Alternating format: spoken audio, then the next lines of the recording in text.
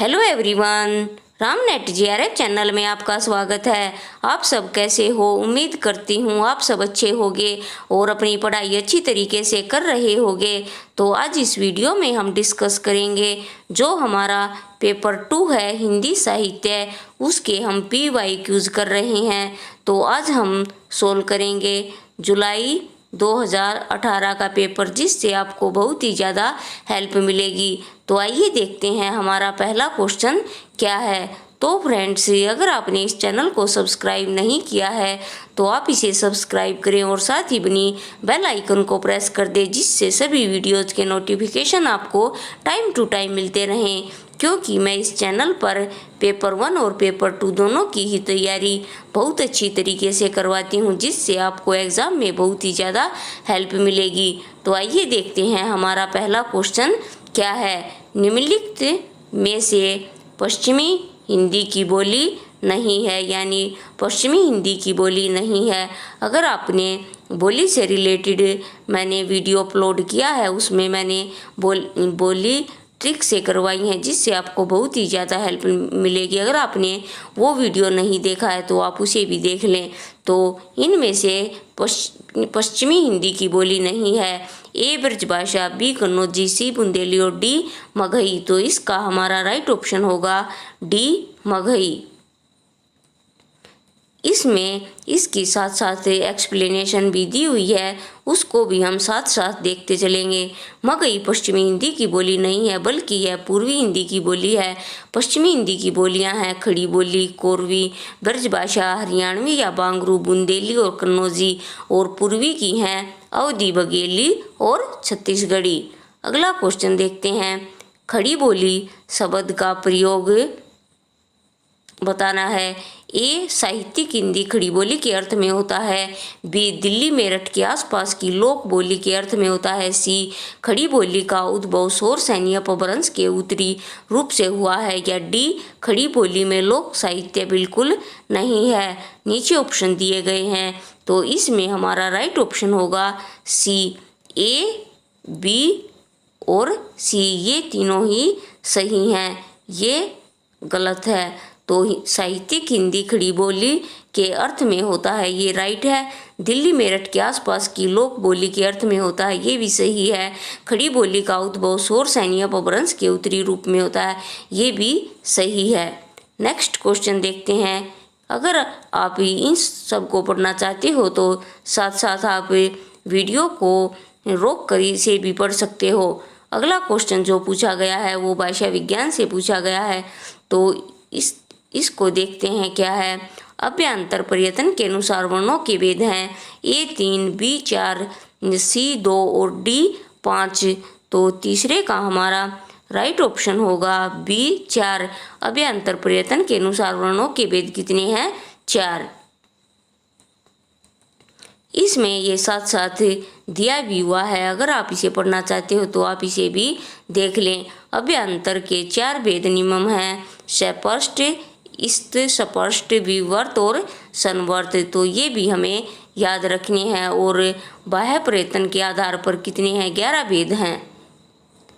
अगला क्वेश्चन देखते हैं। ये आदिकालीन साहित्य सिद्ध जैननाथ से एक क्वेश्चन पूछा गया है।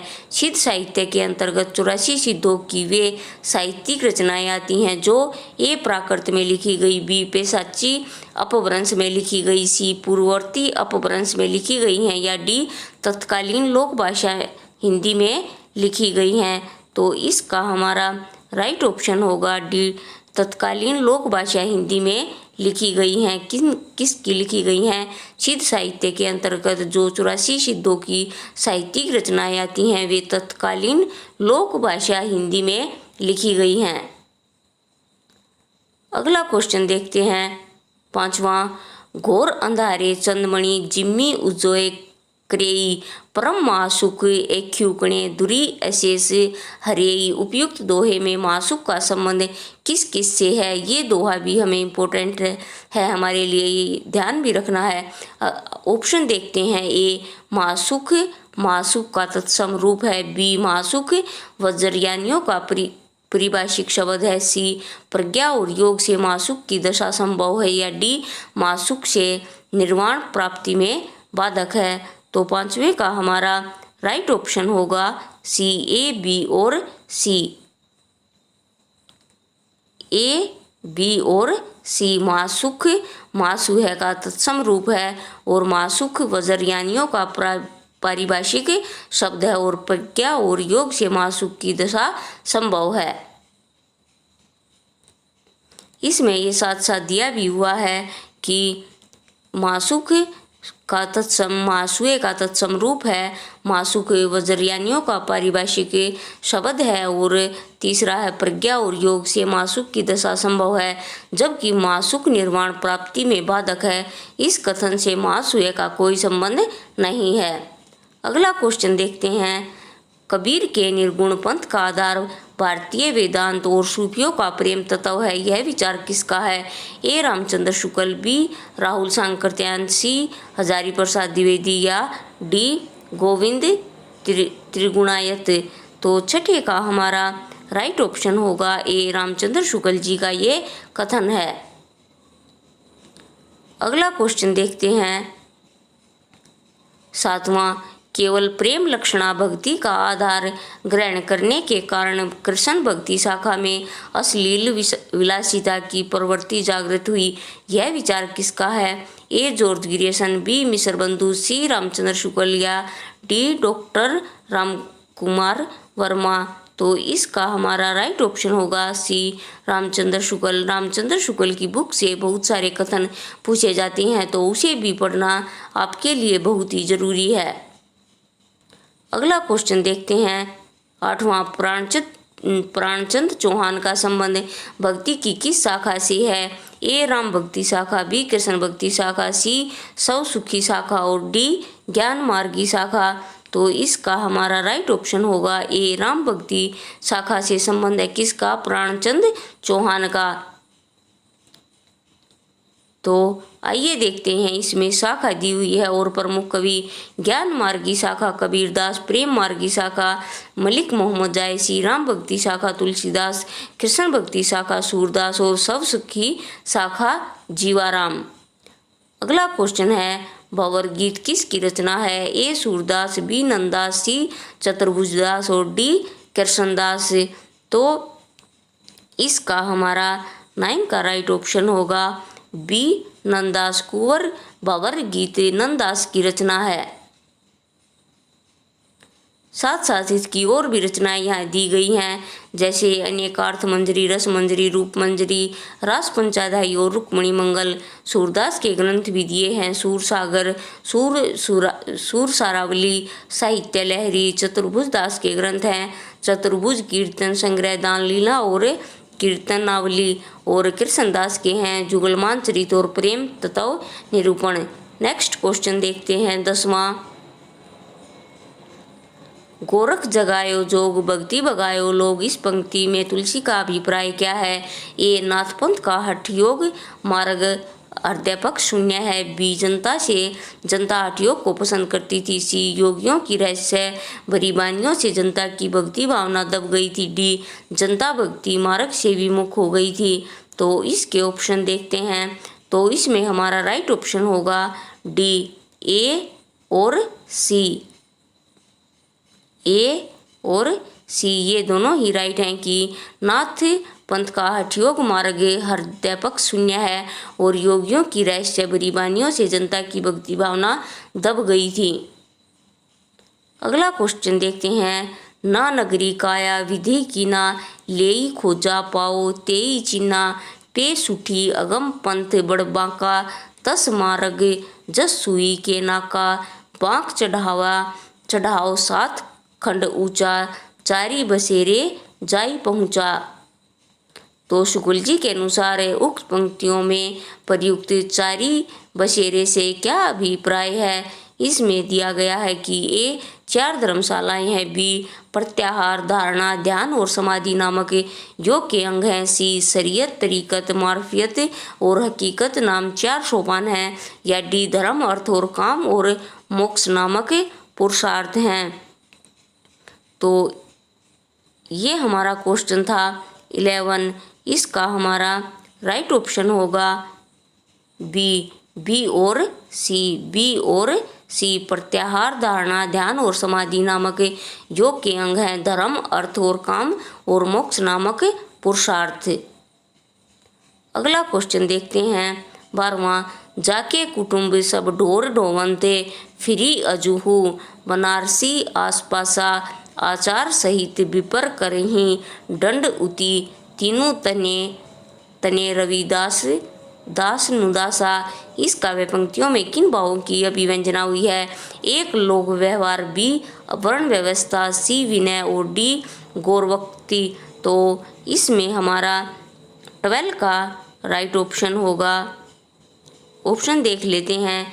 राइट ऑप्शन होगा बी, ए बी और सी, ए बी और सी। अगला क्वेश्चन देखते हैं। झूठो है झूठो सदा जगू संत कहत जय जे अंतु लहा है ताको सहे सटे संकट कोटिक काडत दंत करंत हाहा है। ज्ञान पनी को गुमान बड़ो तुलसी के विचार गवार माया है। जानकी जीवनी जान न जान्यो तो जान कहावत जान्यो कहाँ है। तीसरी पंक्ति में तुलसीदास क्या कहना चाहते हैं? वे अपने ज्ञानीपन का उन्हें बहुत अभिमान है। बी वे स्वयं महागवार हैं। सी संसार को झूठा कहने वाले महागवार हैं। या डी जानकी के जीवन से अनभिज्ञ लोग गवार हैं। तो 13वें का हमारा राइट ऑप्शन होगा बी ए और बी। उन्हें अपने ज्ञानीपन का बहुत अभिमान है और वे स्वयं महागवार हैं। अगला क्वेश्चन देखते हैं 14वां। निम्नलिखित काव्य पंक्तियों के आशय हैं। उर के माखन चोर गड़े अब कैसु निकसत नहीं उदो तिरछे अवे जो अड़े। ए गोपी के दिल में कृष्ण बस गए हैं। बी वह उन्हें दिल से निकालना चाहती है लेकिन निकलते ही नहीं। सी वह उन्हें दिल में बसाए रखना चाहती है। या डी कृष्ण को दिल से निकालना गोपी के लिए असंभव है। तो 14वें का हमारा राइट ऑप्शन होगा डी, ए सी और डी। ए सी और डी। अगला क्वेश्चन देखते हैं। मीराबाई के पदों में मुख्य है। ए अपूर्व भाव विहलता, बी रहस्यानुभूति, सी आत्मसमर्पण, डी भगवद विरह की पीड़ा से उत्कृष्ट अभिव्यक्ति। तो नीचे ऑप्शन दिए गए हैं तो इसमें हमारा राइट ऑप्शन होगा बी, ए सी और डी। ए सी और डी ये तीनों ही चीज़ें हैं। अगला क्वेश्चन देखते हैं। राजनीतिक रूप से रीतिकाल मुगलों के शासन के वैभव थे। ए चरमोत्कर्ष का युग है, बी उत्थान का युग है, सी विस्तार का युग है या डी चरमोत्कर्ष के बाद उत्तरोत्तर ह्रास और पतन का युग है। तो 16वें का हमारा राइट ऑप्शन होगा डी। राजनीतिक रूप से रीतिकाल मुगलों के शासन के वैभव के चरमो उत्कर्ष के बाद उत्तरोत्तर ह्रास और पतन का युग है। नेक्स्ट क्वेश्चन देखते हैं। कवि ठाकुर ने किस राजा के कटु वचन कहने पर म्यान से तलवार निकाल ली और कहा, सेवक सिपाही हम उन राजपुतन के दान युद्ध जरूबे में नेकू जैन मुर्के नीत देन वारे हैं। यहीं के महीपालन को हिये के विरुद्ध स्नेही साचे उर्के। तो आगे देखते हैं। ठाकुर कहत हम बैरी बेवकूफ़न के जालिम दामाद है अदानिया ससुर के चोजिन के चोजी मोजिन के महाराज हम कविराज हैं पै चाकर चतुर के। तो इसमें ऑप्शन दिए गए हैं। ए अनूप गिरी उर्फ हिम्मत बहादुर, बी जगत सिंह और सी राजा परीक्षित और डी महाराज उदित नारायण सिंह। तो इसका हमारा राइट ऑप्शन होगा 17वें का ए अनूप गिरी उर्फ हिम्मत बहादुर। कवि ठाकुर ने राजा अनूपगिरी उर्फ हिम्मत बहादुर के कटु वचन कहने पर म्यान से तलवार निकाल ली और कहे, सेवक सिपाही हम उन राजपुतन के, हम कविराज पे चाकर चतुर के, जबकि अन्य नाम जगत सिंह, राजा पारिषद तथा महाराज उदित नारायण सिंह असंगत हैं। अगला क्वेश्चन देखते हैं, निम्नलिखित में से कौन सी रचना ठाकुर जगमोहन सिंह की नहीं है? ए प्रेम संपत्ति लता, बी श्यामलता, सी श्यामा सरोजनी और डी प्रेम प्रलाप। तो इसका हमारा राइट ऑप्शन होगा डी प्रेम प्रलाप। अगला क्वेश्चन देखते हैं, रीति मुक्त कविता की विशेषताएं हैं। ए यह आंतरिक अनुभूतियों का काव्य है, बी यह मूल्यतः है आत्म प्रधान और व्यक्तिगत है, सी यह सभी प्रकार की रूढ़ियों से मुक्त है, या डी अभिव्यंजना में यह अभिधामूलक है। तो 19 का हमारा राइट ऑप्शन होगा ए बी और डी। ए बी और डी रीति मुक्त कविता की विशेषताएं हैं, यह आंतरिक अनुभूतियों का काव्य है, यह मूल्यतः है आत्म प्रधान और व्यक्तिगत है, डी अभिव्यंजना में यह अभिधामूलक है। नेक्स्ट क्वेश्चन देखते हैं, 20वां, बगियान बसंत बसेरो कियो, बसीहे ते ही त्यागी तपाइये ना।